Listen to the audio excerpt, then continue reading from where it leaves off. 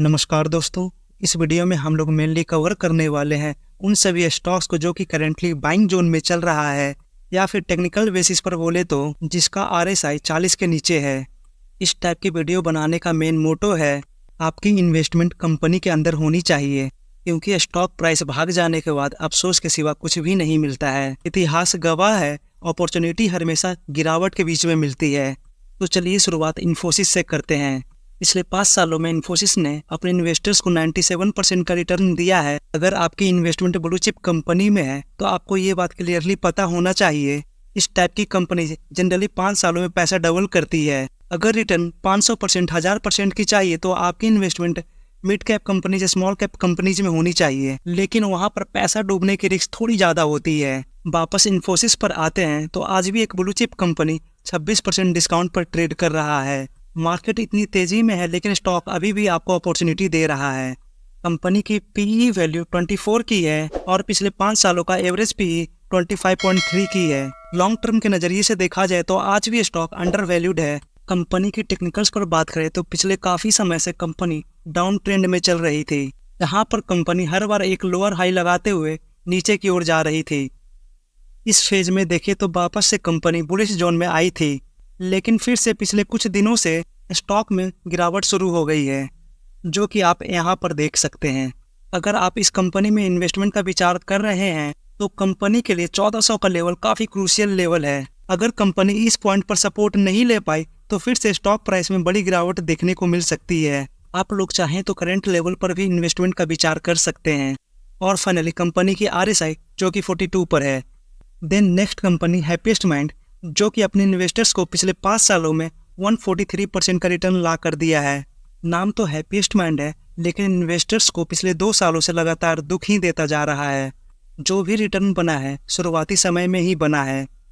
अगर आपकी investment small cap company में है तो आपको ये पता होना चाहिए कि स्मॉल कैप कंपनी जनरली ऐसे ही चलती है। स्मॉल कैप कंपनी सालों साल तक फ्लैट चलती है और जब रिटर्न देने की बारी आती है तो कई सालों का रिटर्न कुछ दिनों में ही दे जाती है। और वैसे भी ये कंपनी मार्केट में 2020 में लिस्ट हुई है, तो उस हिसाब से कंपनी का ओवरऑल रिटर्न ठीक ठाक देखने को मिल रहा है। फिलहाल कंपनी की PE वैल्यू 58 की है और पिछले 5 सालों का एवरेज PE 66.1 का है। तो कंपनी लॉन्ग टर्म पर्सपेक्टिव से आज भी अंडर वैल्यूड है। कंपनी की RSI 35 पर है। पास्ट डेटा के अकॉर्डिंग जब भी कंपनी की RSI में थोड़ी गिरावट आती है तो स्टॉक प्राइस में थोड़ी तेजी देखने को मिलती है, और ऐसा पास्ट में मल्टीपल टाइम देखने को मिला है। फिलहाल कंपनी की RSI थोड़ी निचले स्तर पे आ चुकी है, तो आप लोग चाहें तो इस कंपनी को अपने वॉच लिस्ट में ऐड कर रख सकते हैं।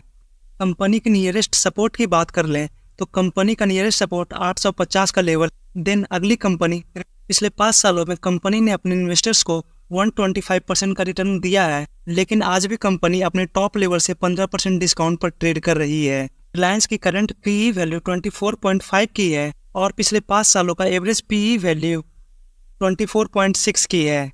तो ये कंपनी भी पिछले 5 सालों के एवरेज वैल्यूएशन पर ही ट्रेड कर रहा है। इस वीडियो में मैं जो भी कंपनी को कवर कर रहा हूँ उन सभी कंपनीज में कोई भी ऐसी बड़ी प्रॉब्लम देखने को नहीं मिल रही है और स्टॉक अंडर वैल्यूड जोन में है। तो आज नहीं तो कल कंपनी खुद की वैल्यूएशन मैच करने के लिए कंपनी के स्टॉक प्राइस में तेजी आएगी ही। इस कंपनी के RSI को देखें तो इस कंपनी का भी RSI 35 पर है। पास्ट डेटा के अकॉर्डिंग जब भी कंपनी का RSI इस लाइन के आसपास पहुंचता है तो स्टॉक प्राइस में बड़ी तेजी देखने को मिलती है, और यही चीज़ कंपनी में मल्टीपल टाइम्स देखने को मिला है। आप बस काउंट करते जाओ कि कंपनी का RSI इस रूल को कितनी बार फॉलो किया है। ओवरऑल कहा जाए तो रिलायंस RSI को थोड़ा हार्डली फॉलो करता है। तो यही अपॉर्चुनिटी हम लोगों को फिर से दोबारा देखने को मिल रही है। देन नेक्स्ट कंपनी नवीन फ्लोरिन इंटरनेशनल, जिसमें कल के दिन स्टॉक में 13% की गिरावट हुई थी और वजह थी MD का रिजाइन करना। इसके ऊपर मैंने ऑलरेडी एक प्रॉपर वीडियो बना रखा है, आप लोग चाहें तो इसे देख सकते हैं, जिसका लिंक मैं डिस्क्रिप्शन में दे दूंगा। अगर आप इस कंपनी में इन्वेस्टमेंट करने जा रहे हैं तो पिछले कुछ सालों से कंपनी का परफॉर्मेंस अच्छा देखने को नहीं मिल रहा है, और पिछले 5 सालों का रिटर्न देखें तो कंपनी आज भी 487% का एक मल्टी बैगर रिटर्न पर बैठी हुई है। ये कंपनी भी एक स्मॉल कैप कंपनी है। मैं ऑलरेडी बता चुका हूँ कि स्मॉल कैप कंपनी जनरली ऐसे ही होती है, चलेगी तो बिल्कुल रफ्तार में और रुक जाएगी तो कंपनी सालों साल तक एक ही प्राइस मूवमेंट के आसपास घूमते रहेगी। देन अगली कंपनी एशियन पेंट, ने पिछले 1 सालों में 4% का नेगेटिव रिटर्न दिया है और पिछले 5 सालों में 161% का मैसिव रिटर्न। तो ये कंपनी भी अपने टॉप लेवल से 10% की गिरावट पर ट्रेड कर रहा है। अगर आप केमिकल कंपनी में इन्वेस्टमेंट करने का विचार कर रहे हैं तो फिलहाल क्रूड ऑयल की प्राइस काफ़ी ज़्यादा हाई चल रही है, जहां पर WTI $90 पर है और ब्रेंट क्रूड $92 पर। क्रूड ऑयल की प्राइस की वजह से केमिकल कंपनी में मार्जिन प्रेशर भी देखने को मिल सकता है। इसी प्रेशर के बीच में ही इन्वेस्टमेंट करने का सबसे सही मौका होता है, क्योंकि ये सभी प्रेशर टेम्प्रोरी है। इसी प्रेशर के बीच में एक अच्छी कंपनी डिस्काउंटेड रेट पर मिलती है। फिलहाल एशियन पेंट का PE वैल्यू 65 पर है और पिछले 5 सालों का एवरेज PE 76 पर है। तो फिलहाल एशियन पेंट का स्टॉक काफ़ी ज़्यादा अंडर वैल्यूड हो चुकी है। अगर स्टॉक प्राइस में थोड़ी और गिरावट होती है तो कंपनी का RSI लगभग 30 के आसपास जाते हुए देखने को मिल सकता है। जब भी कंपनी का RSI 30 के आसपास जाता है तो स्टॉक में बड़ी उछाल देखने को मिलती है।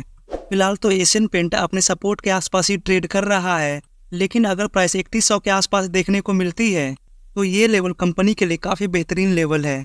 तो चलिए मिलते हैं फिर किसी और वीडियो में। Thank you for watching.